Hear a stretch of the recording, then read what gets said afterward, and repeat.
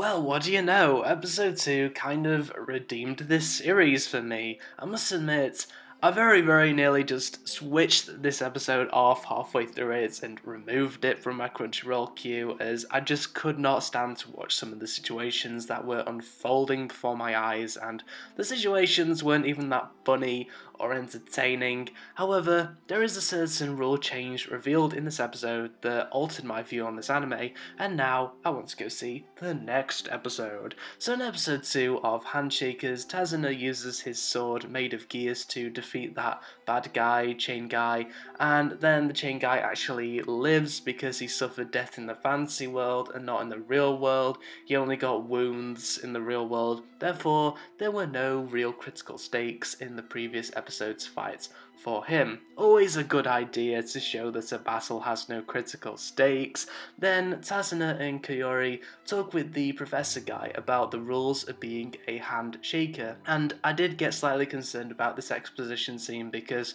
generally it is better just to show the rules instead of just use elongated explanations, and I also had no idea if the rules were going to be clear or not clear. I mean, I didn't want the rest of this series to be a headache, people, but the rules were pretty much like the rules of a fight tournament. In pairs, fight to win in the fantasy land, and you get to meet God. The only problem is that Kayori will actually die if she and Tazuna lose a fight in the fantasy world for some reason, and of course Tazuna is automatically motivated to help Kayori as she reminds him of his sister. So after some random event that we don't see, Tazuna's parents let Kayori live with them as they think Kayori is some kind of transfer student from another country, even though surely it's obvious that she's Japanese. Anyway, Tazuna and Kayori undress together, and oh my goodness, at this point I nearly switched this episode off. It was so painful for me to realise that I was watching an anime based on two kids who have to hold hands all the time, because like I said in my episode 1 review,